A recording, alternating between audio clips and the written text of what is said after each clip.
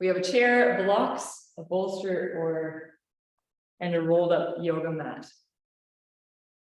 Blocks are there for support.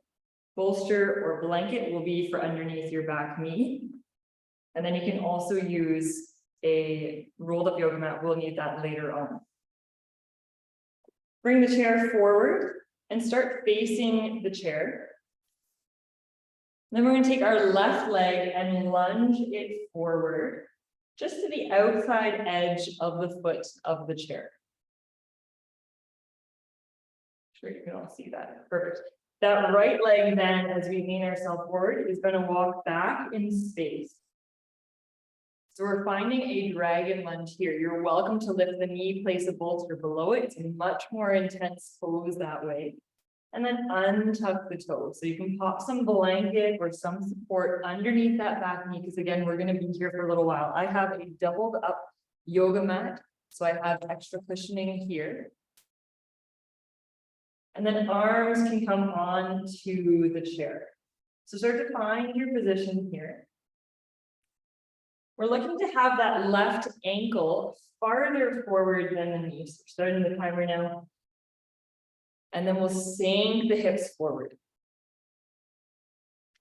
So you stay right where you are. I'm going to display another way of navigating this pose. So if you don't have a chair, you can take blocks and set them up as kind of a tall spot or a step stool or any other kind of structure to lean on. And if you find you have a lot of room, your hips are really open, again, you can always start to remove the blocks and sink down a little lower. But the idea is we want to be able to relax. So if you feel your spine tensing, lift up a little higher. Again, this is time under passive tension. So we're taking our time in this pose. So we're going to be here for about 5 minutes. So make sure you're feeling a little sensation, but not too much, because as we remain, we're going to relax into this pose and release down even further. So you stay right where you are. I'm just going to turn so you can see this from a different angle. So again, with the chair or with a step stool or blocks or any kind of support, that left foot is forward and the back right leg is behind you. And you can stay up on your hands. You can also bring the elbows to some support, a chair or blocks, anything to offer support.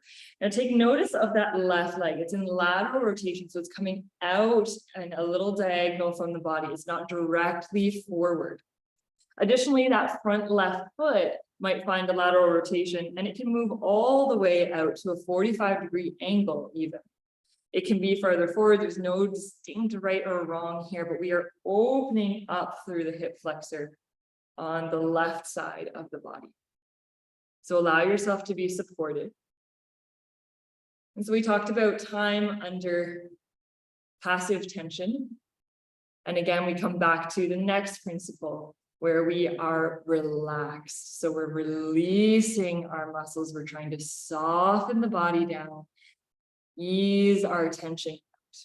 So a couple ways that we do this, and one primarily we spoke about yesterday, is through our breath. So we work towards that 4-8 count breath, and we're finding ourselves tapping into our parasympathetic nervous system. I'm just going to turn again for another angle and to get my knee support back. So we'll start with that breath. In through the nose for a count of 4. And then out through the mouth or nose for a count of 8.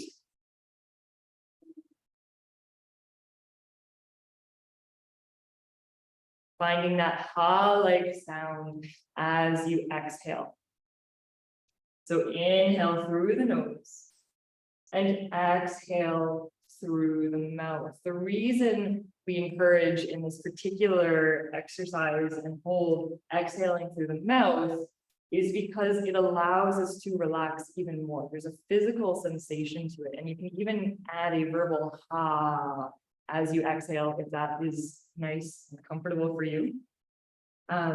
Through the nose, in and out is a wonderful way for control. And we typically practice that as we're moving in our flow practices. But here we are specifically targeting and trying really hard to release. So we bring in that ah out through the mouth as there is a physical additional relaxation that happens within the body. Again, we're touching on that vagus nerve that runs all the way down from our brain, through our lungs, through our heart and stomach. So that's tapping into our nervous system, and we're moving from our fight and flight, where our muscles seize up and we want to react, to our rest and digest. So the sympathetic to the parasympathetic nervous system. So again, inhale for 4. Exhale for 8.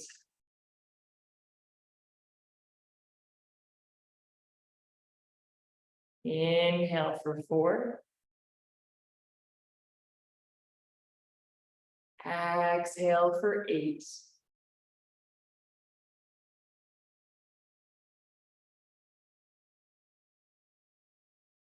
One more breath like this. In for 4.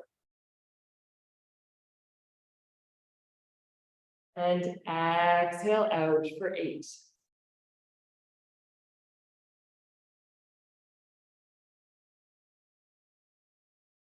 On your next inhale, we're reaching that mark. Start to take your hands down off the chair or blocks. You can slide them a little further forward to give yourself some space. And then press with the hands to send the hips back a little bit. Take your left leg, bring it all the way back. Bring the big toes to touch. We'll bounce out with 3 child poses. Sink the hip back for 1. Come forward for 2. Come forward. And for 3, sink back. Let's bring ourselves forward. Walk the knees forward. Again, find your support. We'll take this right to the other side. So option to use that chair, to use blocks, any kind of structure. And you can always place the blanket underneath your back knee, maybe even the bolster. So the right foot comes forward this time. We'll start the timer now. Walk that left foot back if it's not already, and you can lower that knee to any kind of knee support that feels. So again, we talked about relaxing. We started with that breath, that 4-8 breath. We want to bring that throughout this entire hold on the right hand side now again. That relaxation is what's going to allow the fascia, that connective tissue, to release, to open, and to start to stretch out. So you can imagine it again, kind of like a spider's web as it starts to spread out, as it starts to open and untangle. Stay right where you are, keep stretching here. I'm just going to turn. So again, we're finding that that right leg in front of us is slightly out to the side. So the hands are on the inside of the leg, whether you're on a prop or not. And we want that right ankle to be under the knee or slightly in front. Now on this camera angle, it looks a little bit in front. It is ever so slightly. And also you'll notice my knee is sticking off to the side. So it's in a slight lateral rotation, moving out towards the side. The knee is facing out towards the feet, and that front foot can roll out, open a little bit more, turning to a 45-degree angle. That's completely up to the comfort of your leg. If that feels a little bit pinchy, move that foot back through center. Now today we're going to keep the sole of the foot planted to the ground, staying in this dragon pose. You'll often find in classes, you might hear the teacher say, flex the toes. So what that does is it's activating the muscles, starts to protect the knee, and then they'll say roll to the pinky edge of the foot. That takes you into a different pose, into a lizard lunge. Today we're keeping the dragon with the foot down. And lizard lunge is, some would say, a deeper expression, but you're really targeting a slightly different set of muscles. You're going more into the deep 6 of the glutes. Here, we're really working that left flexor is being extended. We're getting into our psoas muscle, a muscle that goes around from the back, the low lumbar spine, comes all the way down in front and attaches on the inside edge of that left quadricep. Right in, I believe, to the bone. Find length here through your spine. And then relax. So you can see my shoulders now. I'm just going to sink. I'm going to use that breath to sink. We're working on our legs here. And if we start to hold tension in other parts of the body, we're just going to stay tense. But if we can relax, all of us, it's not a glamorous pose. There's no photography being taken. We're not trying to impress anybody. We're trying to work with our fascia. We're trying to work with the structure, our muscles, that connective tissue. So allow yourself to sink, allow, that's why we use all these props to support us, to give us that extra support so we can relax and we're not dependent on our muscles to hold us up and to stay in one shape or form. Let's go back to that breath. So in for 4 through the nose. And out through the mouth for 8.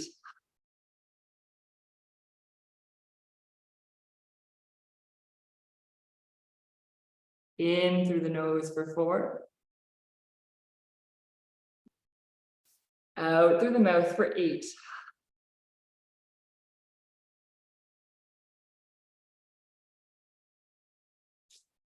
In through the nose for 4.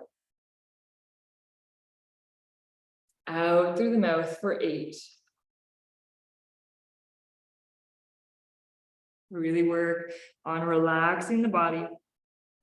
Again, we spoke at the beginning about this timing in passive tension. So we're holding the pose for 5 minutes today, but perhaps your limit is 2 or 3 or 4 minutes. And if you need to stop at that point, you are welcome to do so. Just keep a little eye on what that timing is. We are almost to our 5-minute mark. We're at the 4-minute mark now. So if you find that you are fatiguing, that you are getting any pain or pinching, especially, start to back out of the pose a little bit so you can send the hips back a little bit. The idea is consistency. So just like brushing your teeth every single day, we do that. You stretch every single day. And that is what's going to allow you to increase towards flexibility of the hips, of the body, of anything that you're trying to work on. So a daily routine is better than every second day. It's going to make a bigger impact, even if it's for a shorter amount of time. And so we talk about this time under passive tension, same idea I mentioned yesterday in your workouts. You want to incrementally increase your weight. In stretching, you want to incrementally increase your time. So perhaps today you're hitting that 3-minute mark. That's your mark. In a couple weeks time from now, if you're consistent, you start holding for 3 minutes and 15 seconds. And then you incrementally increase that to 3 minutes and 30 seconds. And then you incrementally increase that to 3 minutes and 45 seconds, and so on and so forth. And you see how that starts to increase the flexibility, that starts to increase your ability to passive stretch here. Let's take one final breath in through the nose for 4. Out through the mouth for 8.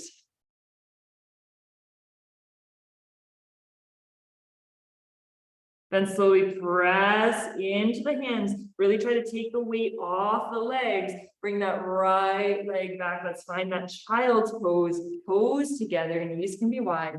And sink the hips back for 1. For 2, just bouncing that out. And 3, sink those hips back. Come back through center. All right, let's move on to our unilateral pose.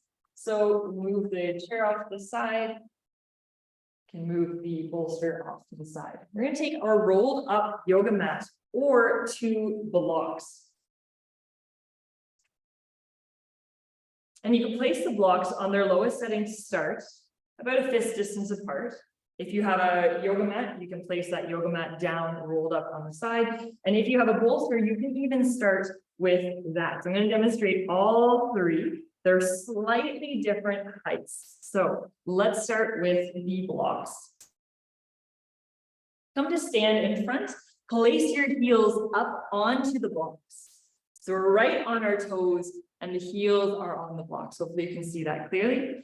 And then we're going to start to sink down, down, and allow the arms to come to the inside of the legs. So we're finding our squat pose here with the heels lifted. If this feels really good and comfortable and open, you're welcome to stay here. We'll start the timer now. Alternatively, you can bring your heels up onto a bolster. It's going to give you a little bit more cushioning, allow you to go even lower, and your sits bones will find a bit of a home there. And lastly, if you want to come a little lower, you have that yoga mat, which is going to give you the lowest distance and allow you to find your squat here. Hands can come forward and they're start to open up the knees. The reason we use support under the heels is because today we're working on our hips.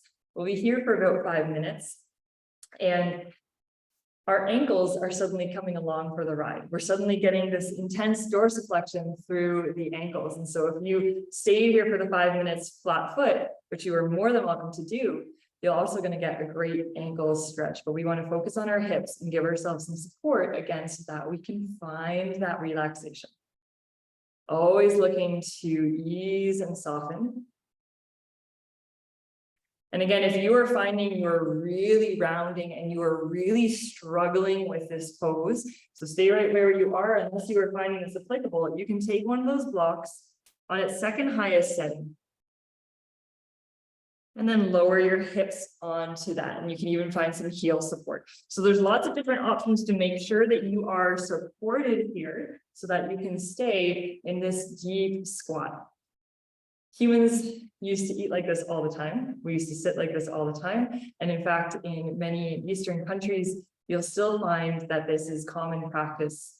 Squatting, sitting, eating. There's a huge flexion in the knees, a deep flexion in the ankles, and we're sinking so open into the hips. A really good practice is to squat. Super important for joint mobility, for even just showing your range of motion. So maybe when you're brushing your teeth or your next meal, or if you're coloring with your kids, instead of choosing a chair, try squatting. And again, put something underneath your heels to give yourself some elevation, a little bit of support. Those hands can stay down or in prayer if you're feeling really comfortable. If you are keeping it in prayer, let those elbows open the knees a little bit more.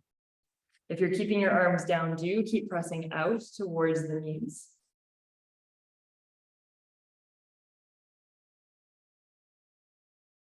Allow yourself to find some stillness and to find that breath back here. In through the nose for 4. Exhale for 8 through the mouth.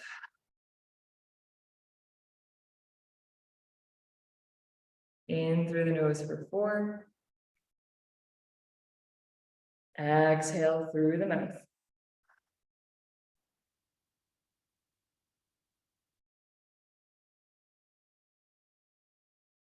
In for 4. Out through the mouth.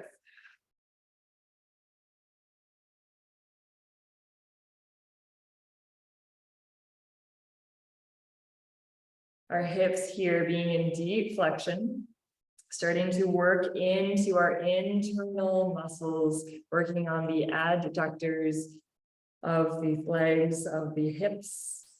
Again, using that breath to soften and relax. And you can let your back round. That's not wrong. That's not bad here. We're opening up our hips. When we're actively flowing through a class and we're looking to do controlled squats, yes, we want to keep our spine long. But today, especially because we are working on those hips, give yourself some support. Allow those knees to stay open. One of the things that happens when we round is we collapse in. And that is also why we try to keep our spine straight, especially through our practices, because we open the knees. So today, as long as those knees stay open, feel free to soften the neck. Really getting into those spinal muscles as well here. We're almost there. 1 more minute. Number more breaths. In through the nose for 4. Out through the mouth for 8.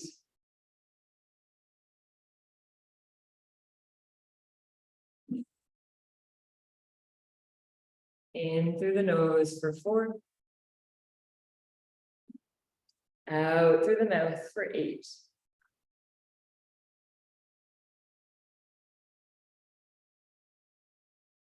Last breath here in through the nose. Out through the mouth.